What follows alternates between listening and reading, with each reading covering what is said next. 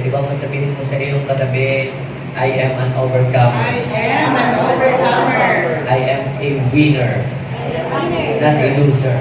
Amen? So, nung tayo po ay kumilala sa ating Panginoong Jesus, tinanggap natin siya as our Lord and personal Savior, nanahan sa atin ang kanyang Espiritu, at yung Espiritong yun na nagbibigay sa atin ng kalakasan upang tayo ay maging mapagtagumpay sa buhay na ito sa mundo. Kagaya ng ating Panginoong Jesus. Sabi ni Jesus sa kanyang mga disciples, in this world, you may experience trials, you may encounter many troubles, but take heart, I have overcome the world. Kung si Jesus ay na-overcome niya yung mga pagsubok, yung mga challenges na kanyang hinarap nung siya po ay nandito pa sa mundo, yun po ay sa tulong ng Espiritu ng Diyos. At pinangako din ng Panginoon na susugurin niya ang kanyang Espiritu para maging pagtubay natin, maging kalakasan natin, at siya yung magtuturo sa atin kung ano yung dapat na gawin natin sa buhay. Okay? So, ngayon ay samahan po ninyo ako sa pag-aaral natin ng salita ng Diyos. At ang pamagat ng mensahe na aking share po sa umagang ito ay Overcoming Giants in Your Life. Okay, samahan po ninyo ako sa Numbers chapter 13, verse 25 hanggang 33. Okay, medyo mahaba ng konti, pero basahin natin po. Pagkaraan ng 40 araw ng paninigtik, umuwi na sila at umarap kina Moses, Aaron, at sa buong bayan ng Israel na nagtitipon noon sa Paran, Kades. Iniulat nila ang kanilang nakita. Pinakita ang mga uwi nilang bungang kahoy. Ang sabi nila, nagpunta kami sa lugar na pinatiktikan ninyo sa amin. Mainam ang lupaing iyon, saganang-sagana sa lahat ng bagay. Katunayan, ang bungang kahoy na kinuha namin doon, ngunit malakas ang mga taga roon. Malalaki ang lungsod at matibay ang muog. Bukod dito, naroon pa ang lahi ni Anak, sakop ng mga Amalisita, ang Negev. Ang kataasan ay tinitirahan naman ng mga Hiteo, Jebuseo at Amoreo. Ang mga baybay dagat naman at ilog Jordan ay mga Kananeo. Pagkatapos nilang magsalita, pinatahimik ni Caleb ang bayan at kanyang sinabi, hindi tayo dapat mag-aksaya ng panahon. Lusubin na natin sila at tiyak na malulubig natin. Sumagot ang ibang tiktik. Hindi natin sila kaya sapagkat mas malakas sila kaysa atin. Hindi maganda ang kanilang ulat. Ito ang sabi nila, higante ang mga taga roon at sino mang magtangkang sumakop sa kanila ay lalamunin nila ng buo. Nakita namin doon ang mga Nephilim. Ito'y lahi ni Anak. Buhat sa Nephilim. Halos hanggang tuhod lang kami. Ang grabe, ano? Okay. Okay, so ito pong binasa po nating kwento ay ito ay nangyari noong panahon po ni Moses. Si Moses po ay inutusan ng Panginoon na po humirang ng 12 spy o yung mag-survey doon sa lugar na kanilang sasakupin. So bawat lipi, kasi 12 tribes po ang Israel ay tigi-tigisan na representative. Pamula po sa mga lipi ni Judah, ni Reuben, ni Joseph, Benjamin, lahat po yan, 12 lipi. So, nakasama po dyan si Caleb at saka si Joshua. Si Caleb ay mula po sa lipi ni Judah.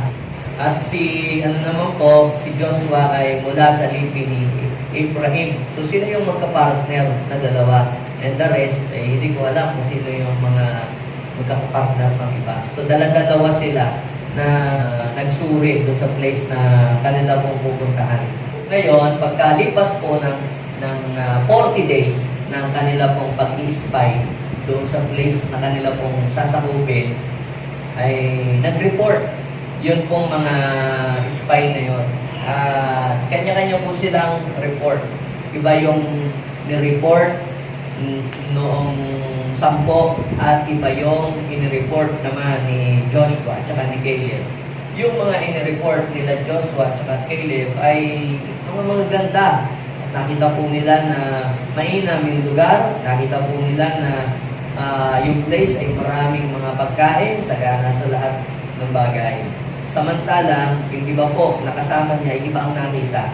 Hindi yun ang nakita. Problema ang nakita. Ang nakita ay mga higante, malalaki ang tao, at saka hanggang tuhod lamang sila at sila daw po ay kayang-kayang kainin ng buo. Now, sa buhay na ito, mga kapatid, ay tayo po ay napapaligiran ng maraming mga pagpapala. At napapaligiran din tayo ng maraming problema. Pero, the question is, saan ka ba tumitingin? Doon sa nakapaligid ng problema sa iyong buhay o doon sa mga pagpapala na inihanda ng Diyos para sa iyo? So dito po sa kwento na binasa po natin ay meron po tayong makikita ang isang napakalaking problema ng bansang Israel. Ano ang problema po nila na nakikita nila? Nakakakita po sila ng mga higante doon sa lugar na kanila pong pupuntahan. So, the question is, are giants are real? Totoo nga ba talagang may higante o illusion lang nila yun? Nagdadahilan lang kasi tinatamad silang pumunta.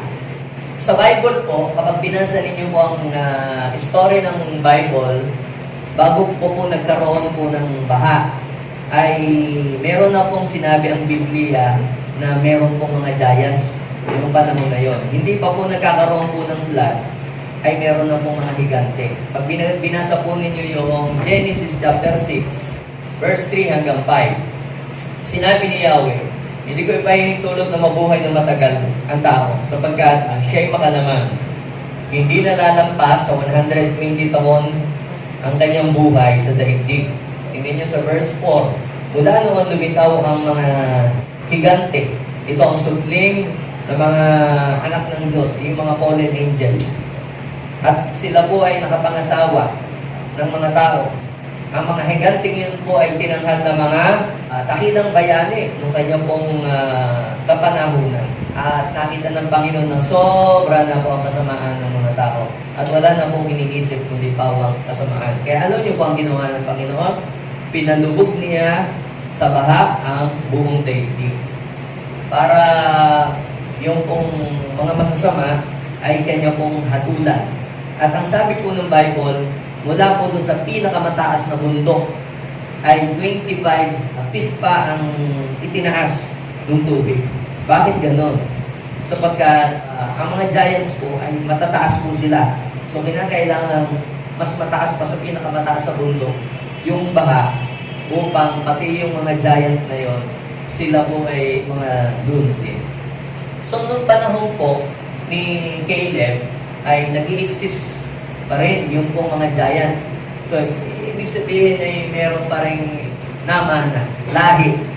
Kaya meron pa rin pong mga isinisilang na mga matataas na mga tao pa rin. Noong panahon po ni Joshua at saka po ni Caleb. Kahit noong panahon po ni David, di po ba? Kung babasahin niyo po yung kwento doon sa Book of Samuel, ay meron din po sila doon mga higante na nakalaban sa digmaan. At ang mga archaeologists ay sila din po ay nagpapatunay na sa kanilang pong paghuhukay at pag-aaral sa history ay nakakakita po sila ng mga bungo ng malalaki pong mga tao. Yan, kagaya nasa picture. Yan, kung totoo man yan o hindi. Pero marami pong mga archaeologists na nagpatunay na sila po ay nakahukay ng mga malalaking skull at saka po bone ng mga tao. At yun po ay hindi po ordinaryong sukat ng mga taong kagaya po natin. Talagang mga malalaki po sila. So ibig sabihin po, mga kapatid, patunay lamang na hindi ilusyon yung higante. Totoo talaga yung sinasabi nila. Meron po talagang higante. Even nowadays, ay meron pa rin pong mga ilan, may mga higante pa rin, mga 1850s I think, meron pa pong mga inabutan sila, nakuhanan pa nga po ng picture, yung pong mga giants, yan po, at kita ninyo. So, kaya hindi nagsisinungaling yung mga spy na iba na hanggang tuhod lamang sila. Pero sa ating panahon na may mga nabubuhay pa rin. Sa Sudan, meron po silang pinakamatangkad na tao po sa kanila. Yan, ang pangalan yan. So medyo matangkad-tangkad pa rin, ano. Pinapakita ko lang, kita nyo yung size ng mga higante, ng mga matatangkad na tao. Siya po ay almost 8 feet ang taas. Yung second tallest man in the world, yung mga 8, nasa 8 feet siya. At ito yung pinakamatangkad na nabuhay sa 1940s yan. Si Robert Wadlow. Yan. Ang kanya pong height ay almost 9.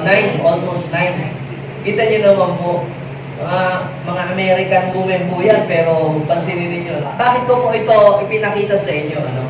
Imagine mo, kapag ikaw ay lalaban ng gera, o lalaban ka ng boxing, o lalaban ka ng basketball, at ang kakalabanin mo ay mga ganyang katatangkad, at titingin ka doon sa kanilang height, parang wala ka na ng pag-asa na mananalo eh. Makikita mo sa iyong sarili na hindi mo talaga kayang labanan. Now, what are the symbols of giants in our lives? Ano po naman ang simbolo ng mga higante na yan sa ating buhay? So, sa panahon nila, mayroong mga higante. Sa panahon nila, mayroong pong mga halimaw. Ano? Titingnan natin, parang mukhang halimaw pero sa lalaki nila. Pero sa ating buhay, ano naman ang sinisimbolo ng mga giants na yan sa buhay ng bawat isa sa atin? Tanungin mo ang iyong katabi, ano ang higante na hinaharap mo sa buhay mo ngayon? Pwedeng yan pong higante na yan ay takot. Pwedeng yan pong higante na yan ay discouragement. Pwedeng yan pong higante ay kasalanan. Pwedeng yung pong higante ay doubt. Pwedeng ang higante, mga kapatid, ang sinisimbolo po nito sa buhay natin ay yung kawalang pag-asa. All things that can hinder in our progress, all things that can hinder us to move forward, they are all giants. So, ano man yung mga nakakahinder sa iyo na naglalagay ng takot sa iyong buhay, ano man yung mga bagay na nakakahinder sa iyo, sa iyong paglago, yan, lahat ng yan ay mga giants. Na kapag ka ikaw ay tumingin diyan, nawawalan ka na ng pag-asa sa buhay. Pag tumingin ka diyan, nawawalan ka na ng tiwala sa iyong sarili at nangingibabaw ang takot sa iyong buhay at ang kawalan ng pag-asa. Ngayon, mga kapatid, papaano natin o-overcome ang mga giants na yan na ating nakakaharap sa buhay? How can we overcome those giants in our lives? So, para po malaman natin kung paano natin ma-overcome yung mga giants na yon, ay tingnan natin yung buhay ni Joshua at ni Caleb. Paano nila hinarap yung mga giants na yon during their time. Paano nga ba? Tatlong mahalagang bagay ang nakita ko po habang aking pong binabasa yung story ni Joshua at saka po ni Caleb. So, number 1 na nakita ko po, how to overcome those giants around us is have faith in God that you can overcome giants. Sabihin mo sa iyong katabi, have faith in God that you can overcome giants. Yan man ay giant ng utang, yan man ay giant ng mga pagkabalisa o pagkawalan ng pag-asa, yan man ay giant ng mga sakit karamdaman, financial difficulties and financial problem. Ang kailangan natin gawin ay magkaroon tayo ng pananampalataya sa Diyos na kaya nating mapagtagumpayan ang mga giants na yon. Sa Numbers chapter 30, verse 30 and 31. Basahin po natin. Pagkatapos nilang magsalita, pinatahimik ni Caleb ang bayan at kanyang sinabi, hindi tayo dapat mag-aksaya ng panahon. Lusubin na natin sila at tiyak na malulupig natin sila. Sumagot ang ibang tiktik. Hindi natin sila kaya pagkat mas malakas sila kaysa sa atin. Ang mga tao po ay dalawang klase. Tao sa pagharap sa kanilang higante ng buhay, ng problema. Una, yung kung isa ay hindi nagtitiwala sa Diyos at yung isa ay nagtitiwala sa Diyos. At yung pong mga nagtitiwala sa Diyos na kaya nilang ma-overcome yung mga giants na yon sa kanilang buhay, they are all excited. Diba sabi, pansinin ninyo, excited sila. Hindi tayo dapat mag-aksaya ng panahon. Lusubin natin sila at tiyak. Sabihin natin, sure. Ang mga nananampalataya ay tiyak nila sa puso nila, sa sarili nila na magtatagumpay sila sa kanilang mga pangarap at sa kanilang mga layunin sa buhay. Anong sabi ng Hebrew? Chapter 11, verse 1. Now faith is being sure of what we hope for and certain of things that we do not see. So, si Joshua at si Caleb, sila po ay meron pong excitement sa puso nila na humakbang at harapin yung challenge na yon sa kanila pong harapan. Sabi, hindi tayo dapat mag-aksaya ng panahon. Pumunta na tayo. Matatalo natin sila. Saan sila humuhugot ng kalakasan? Bakit parang ang lakas ng loob nila? Bakit parang ang tapang nila? Dahil po, ang Diyos po ang kanila pong pinagtitiwalaan. Samantalang yung pong mga negative people, sabi sa verse 31, sumagot ang ibang spy o yung tiktik, hindi natin sila kaya. Alin ka sa dalawa? Ikaw kaya yung katulad nito palagi na hindi natin sila kaya. Kapag mayroong kang nakikitang mga challenges, kapag may nakikitang mga problema sa iyong paligid, kapag mayroong opportunity, paano mo hinaharap ang mga bagay? Ay, hindi ko kaya. Ay, hindi ako nakapagtapos ng pag-aaral. Ay, baka hindi ako matanggap sa trabaho. Ay, baka hindi ako makapasa. Ay, ang hirap ng exam. Ay, naku, malayo. Ay, hindi ako makapunta. Mataas ang bata. Kapag ka nakakakita ka ng mga problema, kapag ka nakakakita ka ng difficulties, paano ka nagre-react sa difficulties na yon? Sa New King James, basahin niyo po sa English, then Caleb quieted the people before Moses. When we allow the negative people to always talk to us, speak negative. Ibang hahayaan mo lang, nang hahayaan laging ang mga negative people ang magsalita ng magsalita, ay mas mangingibabaw ang takot sa puso mo. Mas mangingibabaw ang pag-aalala at mas mangingibabaw ang yung takot. Kaya pagka wala kang sasabihin maganda, sabihin mo sa ito, kung puro negatibo na lang ang sasabihin mo araw-araw, sabihin mo sa iyong katabi, kung puro negative din lang ang sasabihin mo sa araw-araw, Shut up. keep your mouth shut. Tingnan nyo to. Kita nyo, ang mga tao na mayroong faith, that has faith to overcome, hindi niya hinahayaan ng mga negative people ang siyang magsalita ng magsalita. Kapag hinayaan natin sa church na ang magsalita ng magsalita ang mga negative people, di ba? Ang mga kawalan. Ay, pastor, hindi natin kayang magpatayo ng simbahang maganda. Ay, hindi tayo makakabili ng lupa, pastor. Ay, hindi tayo makakabili ng sasakyan kasi kulang ang budget, wala tayong budget, wala tayong pera, di gano'n. Kung iaalaw natin ang mga ganong mga pananalita ang siyang mag-arise palagi sa atin, wala tayong mararating sa buhay. Anong ginawa ni Joshua at saka ni Caleb? Paano sila tumindig sa gitna ng mga negatibong mga tao? Hindi nila hinayaan na yung mga negative people ang siyang mag-dominate, na i-dominate yung atmosphere. Kasi when you allow the negative people to dominate the atmosphere, puro negative na. Halimbawa, sa church natin, pag inalaw mo ay yung kalungkutan, Nagsisimula pa tayo ng service eh. Naku, wala akong pera. Ay, naku, gipit ang buhay. Ay, naku, ang hirap ng buhay. Ang hirap ng exam. Di ba? Parang gano'n, no? Lahat yun ang ating mga usapan. We are allowing the negative spirit to dominate the atmosphere. At yun ang panalo. Kaya kahit merong problema, merong mga pagsubok, huwag mong hayaang yun ang isang manaig at magtagumpay. I can do all things through Christ who give me strength. Yes, may problema, pero my God is bigger than all those problems.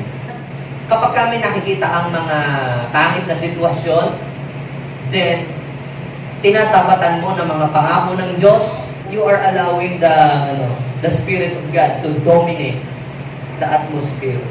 Sabihin mo sa iyong problema, sabihin mo sa mga negative situation, yung mga pangako ng Diyos. So, then Caleb quieted. Tingnan nyo, Numbers chapter 13, verse 30, sabay-sabay. Then Caleb quieted the people before Moses and said, let us go up. Ang mga tao po na mayroong faith that they can overcome giants, yung bang hindi nila nagpapabukas pa, saka na lang, siguro, pag marami na tayong pera, hindi ka ganon. Pero sabi niya, let's go up. Huwag natin patagalin pa. Alam niyo po, kapag po halimbawa may inilagay ang Lord sa inyong puso, meron kayong inspiration, at hindi niyo po agad yung ginawa, pinatagal niyo po ng pinatagal, mawawala yung inspiration ninyo sa inyong puso, tatamadin na po kayo. Halimbawa, ikaw ay excited maglinis. Di maglinis ka na. Dahil pag ikaw ay tinamad, gusto mong maglinis, parang wala ka ng energy, parang wala ng excitement. Di ba? So ito po yun. Let's go up at once and take possession, for we are well able to overcome it. Sabihin mo nga sa iyong katabi, you are well able to overcome it. Ano bang problema ang kinakaharap mo sa iyong buhay, ano bang sitwasyon mo ngayon sa oras na ito, yan man ay financial problem or family problem man yan na na-encounter mo sa trabaho mo kaya o sa school mo, sabihin mo sa kanya, you are well able to overcome it. Pwede bang i-declare natin sa ating sarili? Sabihin natin, I am well able to overcome it. Sabihin mo sa iyong higante, ano ba ang higante mo ngayon? Ano ba ang giant na kinakaharap mo ngayon? Yung mga challenges na hinaharap mo, parang, ano kaya, makakapasa kaya ako? Ano kaya, matatanggap kaya ako sa trabaho? Ano kaya, kaya ko kaya ito? Malampas ako kaya ito? Kapatid, ang meron pong spirit ng Joshua and Caleb spirit, you are well able to overcome. Amen? Alam po natin sila.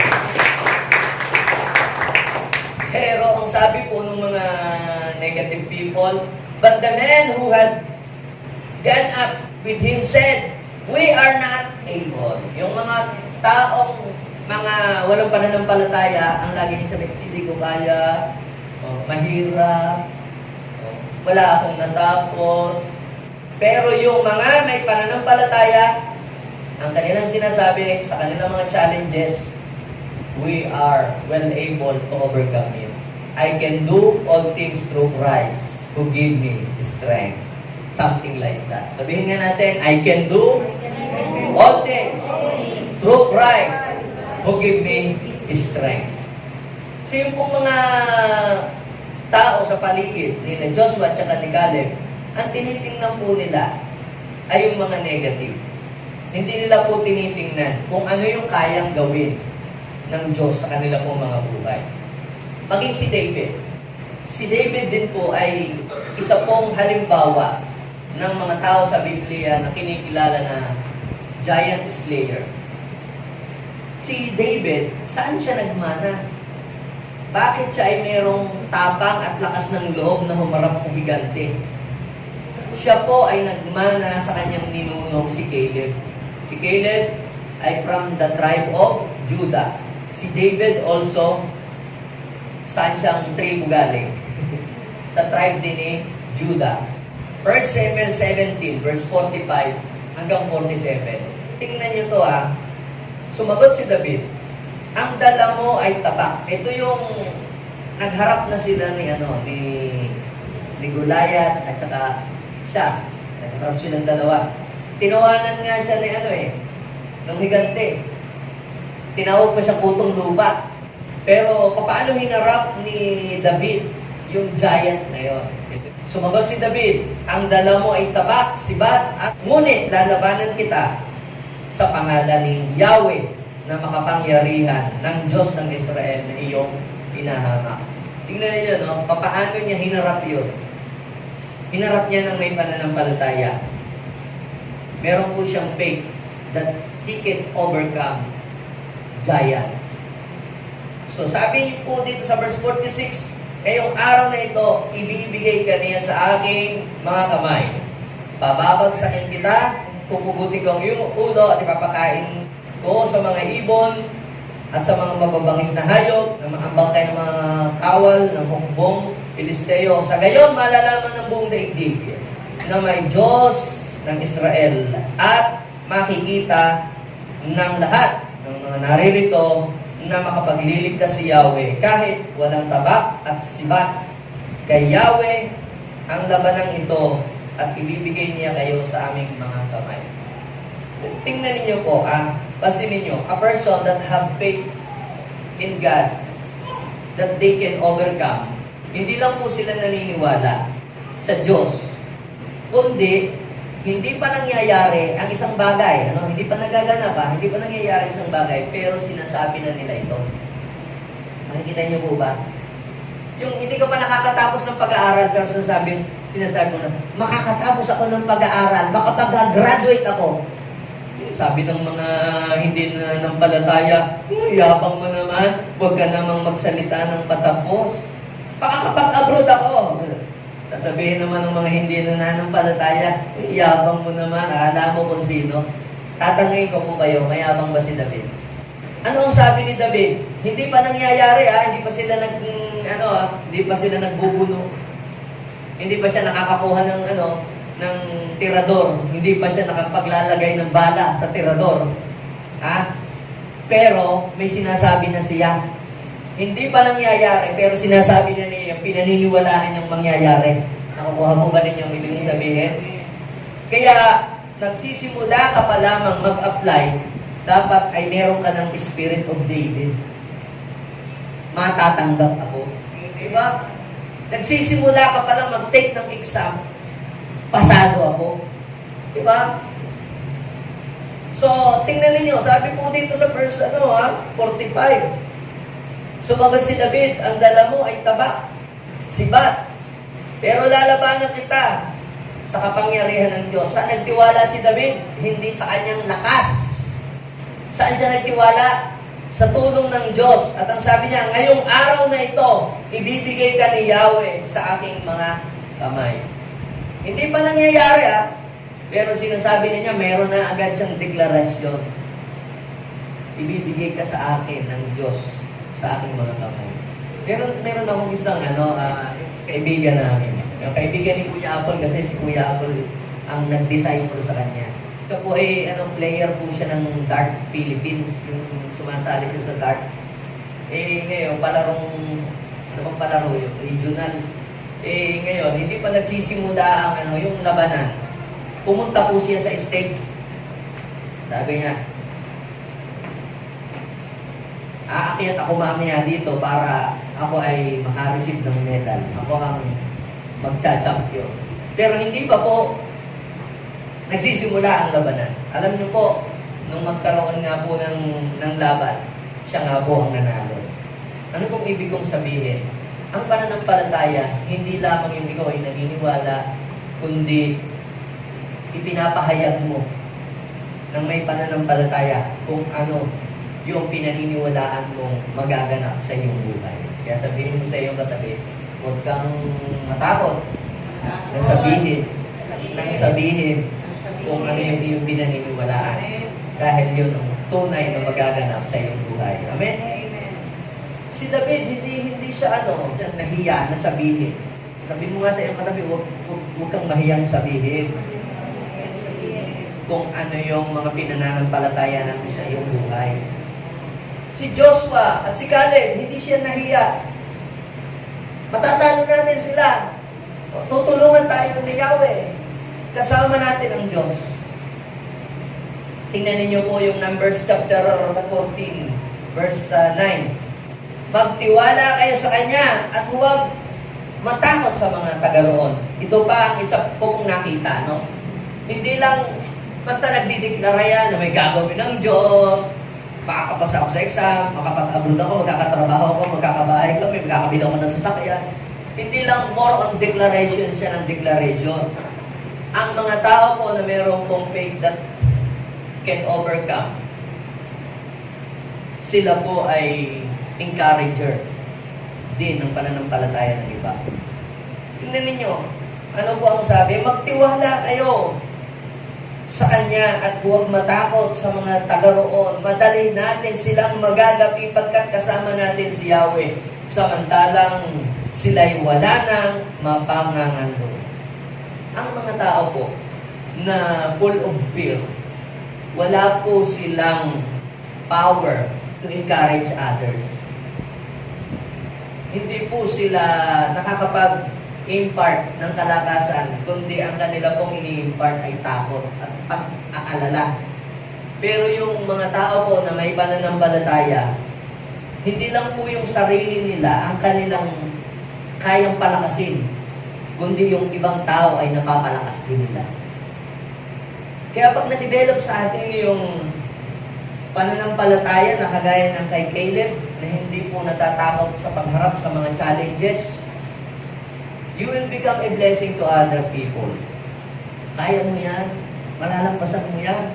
Ganyan din ako dati, dumaan din ako dyan. Ikaw ay magiging blessing.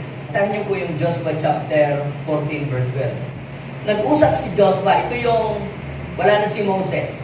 Nagsisimula na po nilang sakupin yung mga places na pinangako sa kanila ng Lord. Sabi ni Caleb kay Joshua, ibigay mo sa akin ang kaburulan na ipinangako sa akin yaw. Narinig mo rin na mga higante ang nakatira doon. Matibay ang mga pader, naglalakihan ang kanilang mga lungsod, ngunit sa tulong ni Yahweh. So sila po ay nagtitiwala sa kapangyarihan ng Diyos, sa kakayahan ng Diyos, hindi sa sarili nilang kakayahan. Kaya sabihin nga natin, with God, all things are possible. Sabi niya, sa tulong ni Yahweh, sa tulong ng ating Diyos, na pinaglilingkuran, kahit pahigante yung mga yan, papalayasin ko yung mga yan. Hindi po sila natatakot. Kaya mga kapatid, if you want to become a giant slayer, have faith in God that you can overcome. Sabihin mo sa iyong katabi, just have faith in God. Pag kasama mo ang Panginoon, di ba sabi ng Bible, if God is with us, no one can stand against us. Yung higante na kinatatakutan mo, mas malaki doon yung Diyos na pinaniniwalaan mo. Amen? So, pangalawa, paano natin ma-overcome yung mga giants around us? Look at the big blessing and not at the big problem. Ang tingnan mo ay ang malaking pagpapala, hindi ang malaking problema. Sabihin mo nga sa iyong katabi, ang tingnan mo na lang ay ang malaking pagpapala, hindi ang malaking problema. Anong gagawin ko, Pastor? Pipikit na lang ako pagka may problema. Hindi naman yun ang ibig kong sabihin. Ang ibig kong sabihin, yes, may problema naman tayong nakikita. Hindi naman maikakaila na talagang may problema. Pero huwag mo namang masyadong i-magnify. Yung pong mga nag-a-apply ng trabaho, saan ba kayo tumitingin? Magkano ang inyong sasahurin? O sa requirement, naku, kailangan pa palang magkumuha ng MBI, ng barangay clearance, naku, kailangan pa palang gumawa ng resume. Huwag mo lang, sa bahay na lang ako magtatanggol. Natakot ka na sa giant. ah, ano ang giant na kinakaharap mo ngayon? Mag-a-abroad ka. Ay, huwag mo na. Ang hirap kumuha ng passport. Ang hirap kumuha ng visa. Naku, wala akong pang-placement eh. Ay, hindi ko kaya yan. Natakot ka na sa higante. Pero ang mga tao po na overcomer, hindi po sila doon tumitingin. Halimbawa, ikaw ay isang businessman. Saan ka ba tumitingin? Sa kikitain ng negosyo o doon sa mga mag-audit na BIR? Ay, naku, wag mo na. Kasi, naku, gagawa pa tayo ng mga books, mga report ng mga ganyan. Papapa-audit pa. Ay, ganun tayo mag-business. Kaya marami po, hindi na po nag-i-engage sa business kasi natakot na sa higante. Tanungin mo yung katabi, ano ba ang giants na kinatatakutan mo? Pag-aaral ka sana ng engineer, ay naku, mahirap pala yung at saka baka bumagsak ako sa exam. At saka naku, malaki pala magagastos sa pag-review. Huwag na lang, nakakita ka ng higante, kaya hindi ka na tumuloy na kumuha ng engineer. Magdodoktor kaya ako. Naku, nakita mo, pagkatapos ng 4 years, another 4 years pa ulit. Naku, tapos may exam pa, huwag na lang ako mag-doktor. Mag-conductor na lang ako. Natakot ka sa higante. Tanungin mo yung katabi, ano ba ang higante na kinatatakutan mo? Kailangan mong harapin ang higante na yan. Sa totoo lang, the only way para ma-overcome natin yung mga giants na yon around us, hindi talikuran yun. Kinakailangan mo talagang harapin siya. Yan man ay takot, yan man ay kabalisahan o pag-aalala. Hindi mo ma-overcome ang takot kung hindi mo haharapin yun. Diba? Kailangan mo talaga siyang harapin. At bibigyan ka ng Lord ng tulong. At kinakailangan, ang tingnan mo ay yung reward, yung blessing. Right after na matalo mo yung giant na yon, makalampas ka doon. Ano ba naman yung pastor? Di tayo magiging mukhang material na tayo. Paano mo ini-inspire ang iyong sarili? Paano mo ini-encourage ang iyong sarili? Kaya ka ba magtatrabaho dahil gusto mo lang? Hindi eh. Nagtatrabaho ka para sa iyong pamilya. Nagbi-business ka, nag-work ka. Para ikaw ay maging channel of blessing sa iba. Hindi ka magtatrabaho, gigising ng umaga, kung alam mong hindi ka susweldo. Pag na lang, sa bahay na lang ako, maglilinis na lang ako maghapon. Oh. Ano ang nagbibigay sa iyo ng energy para ikaw ay magtrabaho? Siyempre, meron kang mga anak na kailangang matupadin ang mga pangarap. Titingnan mo yung iyong sahod, sasahudin.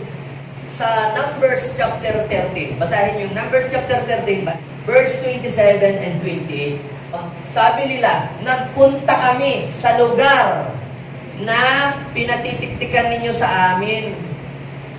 Mainam ang lupaing iyon. Saganang-sagana sa lahat ng bagay. Katunayan ang bungang kahoy na kinuha namin. However, sa verse 28, ngunit malakas ang mga taga roon, malaki ang lungsod, at matibay ang moob. Bukod dito, naroon ang lahi ni Anak. You have a choice. Saan ka titingin? Doon sa higante o doon sa reward pagkatapos mong ma-overcome yung giants na ito. Kinausap ka ng iyong superior boss. Sige, ipopromote kita. At ito ang iyong sweldo. Tuwang-tuwa ka naman. Binigay sa'yo. Ito ang iyong susweldo plus meron pang mga benefits. Tuwang-tuwa ka naman. Uy, gusto ko yan. Dahil, diba, in-increasean ka ba naman ng sahod? Pero ito ang mga gagawin mo. Diba? Madami kang pupuntahan, marami kang kakausapin, marami kang mga report na gagawin. Ay, wag na lang. Anong ibig sabihin? Saan ka tumingin? Tumingin ka doon sa higante, hindi doon sa blessing na iyong tatanggapin. I am telling you, the bigger the problem, the bigger the blessing. Sabihin mo nga sa iyong katabi, paglaki ng problema, paglaki ng pagpapala,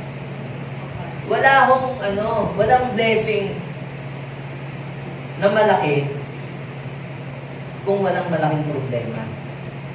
Bawat problema na kinakaharap natin, mga kapatid, ay mayroong katapat po yung mga pagpapala. Kaya pagka may problema, matuwa ka.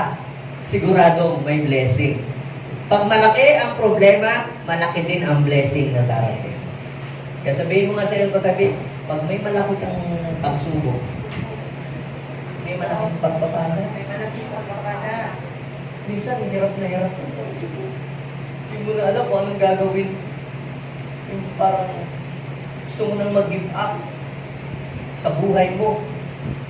Aba, hindi mo alam, meron ka ng malaking pagpapala Amen. na inihanda si God matapos mong malampasan niya. Marami dito makapag-testify ng mga karanasan nila sa buhay, ng mga pinagdaanan. Bawat pagsubok, may katapat po yung pagpapala. Tingnan niyo sa verse 14 ng Numbers chapter 14 verse 6. Ano ba sabi? Pinunit ni Joshua at ni Caleb ang kasuotan. Sinabi nila, mainam ang lupain. Tiningnan namin. Saan sila tumingin? Saan tumingin sila Joshua at si Caleb? Sa mga higante? Doon ba sila nag-focus? Hindi. Doon sa mainam na lupain. Kaya nasa sa atin ang pagpipili. Saan tayo titingin? Doon sa problema natin o doon sa mga pagpapalang tatanggapin natin matapos nating malampasan yung mga problema ngayon. Sabi doon, mainam ang lupain. Tinitingnan namin, saganang-sagana sa lahat ng bagay. Kung lulubi ni Yahweh, ibibigay niya sa atin ang lupain niyon. Magtiwala lamang kay sa Kanya at huwag matakot sa mga taga roon, madali natin silang magagapit. Doon sa mga taong nagtitiwala sa Diyos, tingnan niyo, ano sabi ni Joshua at saka ni Caleb? Madali natin silang magagapit. Sa mga walang paniniwala, pananampalataya sa Diyos, mahirap. Pero sa mga nananampalataya sa Diyos, madali. Bakit? Kasi tutulungan sila ng Diyos. Amen? Pero madali lang yan para kay Lord. Mahirap para sa iyo, pero madali kay Lord. Amen? Pansinin ninyo, si David, ganun din po ang kanyang prinsipyo. Ito, principle ito, para magtagumpay tayo sa mga pagsubok natin na challenges natin sa buwan. Kaya ang dami pong mga, lalo na yung mga millennials ngayon, ang daling sumuko. Wala lamang wifi, na-discourage na. Wala lamang may wifi, ayaw nang pumasok. Di ba ganoon? Para bang ang liit ng ng kanilang pagtitiis. Pansinin niyo to. Si David sa 1 Samuel chapter 17 verse 27, 24 and 27. Ito po naman ay eksena noong si Goliath, hinahamon niya ang bansang Israel. Pumili daw ng itatapat sa kanya. At pag siya ay natalo, di alipin silang lahat. Pero pag natalo yung kakalabanin niya, di ang Israel naman ang alipin. Nasira ang kanilang loob. And every time na tumitingin at nakikita, araw-araw na nakikita ng mga taga-Israel yung higante, araw-araw. At sa tuwing makikita nila po yung higante, anong sabi? Yan na naman, nung naghahamon sa atin. Diba? Nang makita si Goliath, ang mga Israelitay nagtakbuhan sa matinding hakot. Kita ninyo, kapag ka wala kang pananampalataya, paatras ka eh. Paatras ka. Ito, huwag na tayong pumasok. Huwag na tayong tumulong. Pero si David, sabi po niya, tingnan nyo sa verse 25. Sinabi nila, tingnan ninyo, pakinggan ninyo ang kanyang hamon sa Israel. Ito, sino mang makapapatay sa kanya ay, ano daw? Gagantimpalaan. Ano ang gantimpala?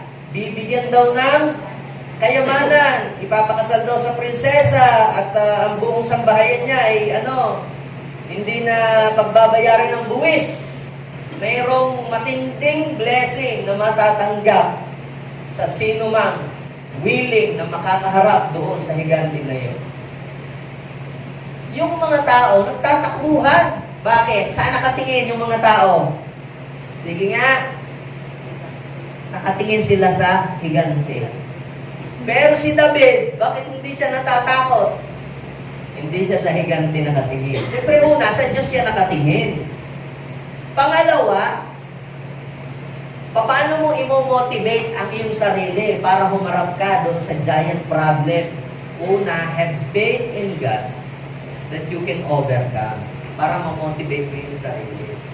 Pangalawang motivation sa sarili, para bumangon ka, magsigasig ka sa pag-aaral, at magsipag ka, look at the big blessing, not at the big problem. Mamomotivate ka ba kung lagi ka na lang nakatingin sa problema? Hindi ka doon nakatingin. Doon ka nakatingin sa reward. Si David, yun ang kanyang ginawa para i-motivate yung kanyang sarili. Wala naman hong tao siguro ditong tamad. Kulang lang talaga tayo sa motivation. So yung mga taong yun, hindi naman talaga duwag eh. Kulang din lang sa motivation. Nakatingin kasi sila doon sa higante. Ba't hindi nila palitan ang kanilang tingin? Doon din sila tumingin sa sa reward. Tinanong ni David ang katabi niya, ano raw ang gantimpala? Bakit si David hindi natakot doon sa higante? Hindi siya interesado sa higante. Interesado siya sa reward na ibibigay sa kanya ng Diyos kapag ka natalo niya yung higante. Kasi minsan mas minamagnify natin ang ating mga problema. Minamagnify natin yung kahit minsan yung mga maliliit na problema, minagnify mo, nagiging napakalaki. Hanggang sa hindi ka na makaisip ng solusyon. Pero kapag ka nakatingin ka sa reward, nagagawan mo ng paraan. Sabi nga nila, kung may gusto, maraming paraan, kakaisip ka, nagagawa mo ng paraan. Kaya kapag ka ikaw ay nakatingin sa reward, yung imposible, nagiging posible. Yung mahirap, nagiging madali. Kita ninyo, bakit po yung iba nagsasucceed at bakit yung iba ay hindi? Magkaiba po sila ng pagtingin. Ang may right perspective, kapag may problema, hindi doon sa problema nakapokus. Doon sa blessing na ibibigay sa kanan ng Lord. Yung mga may wrong perspective, baligtad. Saan nakatingin? Hindi doon sa reward. Nakatingin doon sa problema. Kaya ano ang mangyayari sa kanila? Sila ay may stuck up. Mapipris na sila doon. Ang sabi po, sa Romans chapter 8, verse 18. Sabi ni Paul, para sa atin, ang pagtitiis natin sa kasalukuyan ay hindi maihahambing sa kaluwalhati ang mahahayag sa atin balang araw. What's the point here? You cannot compare the blessing that you will receive to the problem that you are experiencing right now. Ano ba ang nararanasan mo ngayon? Bigot na mong pagsubok o basto? Lagi na lamang akong pinipersikot sa bahay. Lagi na lamang akong pinagpapawala. Kung yan ay ginagawa mo para sa Panginoon, hindi mo maikukumpara yung pagbabalang tatanggapin mo sa Diyos sa problemang pinagdadaanan mo ngayong oras na ito. Gaano kabigat ang problema ngayon na pinagdadaanan mo ngayon? Ang tingnan mo ito, hindi mo maikukumpara yung ganda, yung tindi, yung laki ng blessing na ipaparana sa iyo ng Diyos sa pagsubok na pinagdadaanan mo. The bigger the problem, the bigger the blessing. Kung may malaki kang problema ngayon na pinagdadaanan, congratulations! May higanting pagpapala na darating sa iyo. Kaya hindi tayo pare-parehas ng blessing na natatanggap sa buhay. Ay bakit siya? Mas malaki ang blessing kaysa sa akin. Baka naman mas malaking problema ang hinarap niya. Oh, kaysa sa iyo. Kaya pag may malaking pagsubok ang hinaharap, isang bagay ang paniwalaan mo, ganyan din kalaki ang reward na ibibigay ng Diyos sa iyo. Amen? Palapakan natin si Lord. Last, ito na yung huli. Paano natin naharapin, mga kabarkam, yung mga spiritual giants around us. Have faith in God that you can overcome giants. Kinakailangan i-motivate natin yung ating sarili. Gumising ka ng maaga, sipagin ka sa trabaho, huwag mong tingnan yung baha, huwag mong tingnan yung pinagagaligtan ka ni boss. Doon ka na lang tumingin sa reward, sa blessing, at sa promotion na darating. Look at the big blessing, not at the big problem. And last, ito, have a different spirit. You must possess a different spirit. Ano po, Pastor, yung possess? Ano po ba yan? Yung gumugulong-gulong, tapos nagwawala. Iba ho yun. Demon possess ho yun. Kapag sinabing possess, ibig sabihin ikaw ay magtaglay ng anong class? Ng different spirit. Sabihin natin, different spirit. If you have a different spirit, you can make the difference. Sabihin nga natin, I can make the difference. Yung kung mga tao sa panahon ni Joshua at saka ni Caleb, marereklamo sila, yung bang lagi na lamang silang nagre-rebelde sa mga leader nila, tumatalikod sa Diyos. Kasamahan ninyo sa trabaho, kung kayo po ay mag-o-observe, ano ba ang majority na kakasama ninyo sa trabaho? Mga negative people? O ano rin, talagang masisipag din trabaho, talagang determined and ano rin, talagang responsible sa trabaho. O nagkakating classes, yung mga estudyante, o talagang masisipag silang mag-aral, talagang dibdibang nagsusunod ng kilay. So, di ba? Ganon. Pero, kung ang mga kasamahan mo sa trabaho ay lagi na lamang hindi nag-aayos sa ginagawa nila, pa-absent, you must have a different spirit. Ibig sabihin, hindi mo sila dapat tutularan. Dahil sila ay loser. Yun ang attitude ng mga loser. Ay kung loser sila ay talunan, tapos gagayahin mo din sila. O di ibig sabihin, pare-parehas na kayong talunan. Pare-parehas na kayong walang tagumpay sa buhay.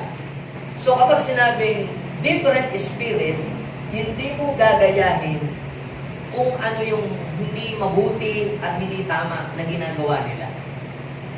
Kung sila hindi naniniwala sa Diyos, ikaw maniniwala ka sa Diyos. Kung sila tumatalikod sa Diyos, ikaw lumalapit sa Diyos. Numbers chapter 14, verse 6-3. Basahin po ninyo to. Dahil sa ang mga tao po, sa panahon ni Caleb and Joshua, sa Numbers chapter 14, verse 20 and 24, nagalit ang Panginoon, kahit pala ang Lord napupuno rin. Imagine yung reklamo yung mga tao, sabi nga ng Panginoon, magtiwala. Tutulungan sila, magtatagumpay sila. Yung mga tao, mas pinaniwalaan nila yung negative, mas pinaniwalaan nila yung kanilang kinatatakutan. What is the difference between faith at saka fear? Actually, ang fear at saka ang faith is the same. Yung faith at saka yung fear, parehas lang yun eh. Na belief. Paniniwala. Ang faith ay paniniwala. Ang fear, paniniwala din. Eh, ano pinagkaiba ng dalawa? Yung pong fear, believe that something bad will happen. Ano ba pinaniniwalaan mo lagi? Ako may mangyayari, hindi mo meron kang fear. Naku, na natin pag-aralin niya sa malayo. Naku, baka mag-asawa lang yan. Meron kang fear. Diba? Oh. So, fear, believe that something bad will happen. Ano naman ang faith? Ang faith ito. Faith, believe that something good will happen. So, alin ang mas pinaniniwalaan mo? Alin ang mas pinananampalatayanan mo? Nananampalataya ka bang mayroong negatibong mangyayari o may magandang mangyayari? So, dapat po ang mag-rule sa puso natin, may magandang mangyayari, and that's faith. Tingnan ninyo to. Sinabi ni Yahweh, dahil sa panalangin mo, ito nag-pray si Moses, kasi nagalit si Lord eh. Papabukahin na ang lupa. Yung mga nagsoso ng negative words, na yung mga tao tuloy, natakot. Nagalit si Lord doon sa mga negative people. At gusto ng Lord na sila ipaulanan ng apoy. Nag-pray si Moses na please Lord, huwag niyo naman parusahan, maawa naman kayo sa kanila. So, ang Panginoon naman, ipinatawad sila. Ito, Numbers 14, verse 20 at saka 24. Sinabi ni Yahweh, dahil sa panalangin mo, pinatawad ko na sila. Ngunit ito ang tandaan mo hanggang ako'y buhay at aking nalulukuban ng mundo, isa man sa mga nakakita ng kababalaghang ginawa ko ay hindi makapapasok sa lupain na ipinangako ko sa inyong mga ninuno. Paulit-ulit nila akong sinusubo. Tingnan yung verse 24. Basahin natin yung verse 24. Sabay-sabay. Ngunit si Caleb ay iba sa kanila. Kaya sabihin mo nga sa iyong katabi, have a different spirit. Yung kasi different. Kung yung mga tao ay lagi na lamang silang nagre-reklamo sa gobyerno, lagi na lamang silang naninira ng kapwa, lagi na lamang silang galit, huwag mo silang gayahin. Maging iba ka sa kanila. Ngunit si Caleb ay iba sa kanila. Sumunod siya sa akin ng buong tapat. Kaya makapapasok sa lupaing iyaon, pati ang kanyang angkan. Tingnan ninyo sa English, sa New King James Version. Basahin natin sabay-sabay. 1, 2, 3, go! But since my servant Caleb has a different spirit and has followed me completely, I will bring him into the land where he has gone, and his descendants will possess it. May mga Caleb ba akong kausap dito? Kaya bless yung mayroong mga magulang na mayroong spirit of Caleb.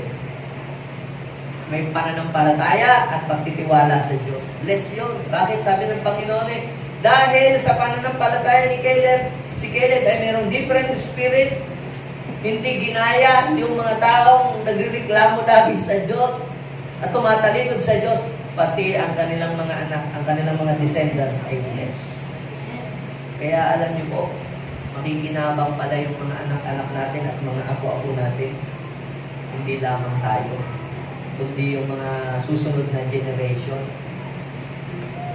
Kapag sinabi po natin mga kapatid na different spirit, it means you have a different attitude. Kapag sinabi po natin different spirit, means you are not like others. Kapag sinabi po natin different spirit, means you are living differently. Yes, marami naman mga tao, kahit naman hindi nagsisimbay, parang ayos din naman ang buhay, di ka? Parang minsan nga, mas masagana pa sa iyo eh. Pero, you must live differently. You must have a different spirit. Bakit? Sapagkat, ang ating pong source ng kalakasan ay walang iba kundi ang Diyos. Hindi ang mga material na bagay. Pwedeng kung ano yung meron ng isang tao, pwedeng maglaho lahat yun, pwedeng mawala. Amen? Pero pag may Diyos ka, na kinakapitan at sinasandalan, mawala man ang lahat, ang Diyos hindi nawawala kahit kailan. Mananatili. Amen? Palapakan natin si Lord. So kung minababalitaan tayo, tumatalikod sa Diyos, sinasabi nila they are Christians, pero ang ginagawa nila ay hindi kalooban ng Diyos. We must live differently. We must live different.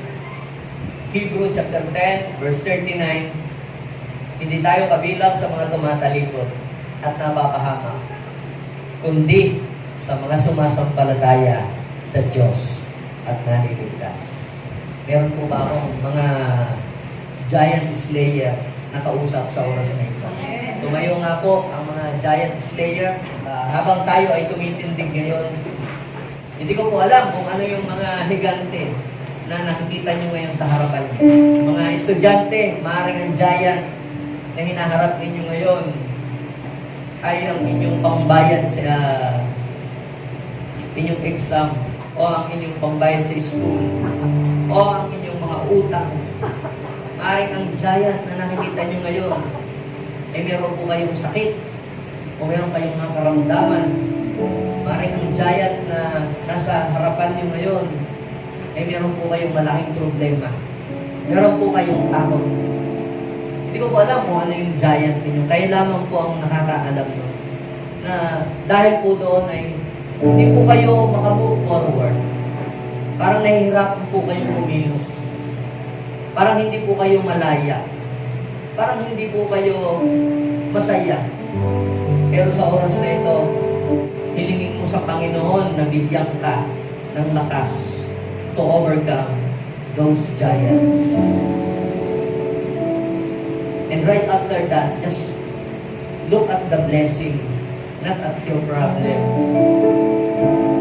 And have a different spirit. Lord, sa oras na ito, kami po ay lumalapit sa iyo. Naniniwala kami, Panginoon, sa oras na ito, kasama ka namin sa mga battle namin na kinakaharap sa aming buhay.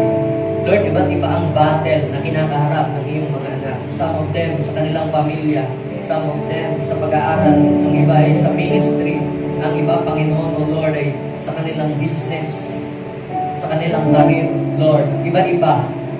But God, today, we are asking your anointing and power to overcome those giants around us.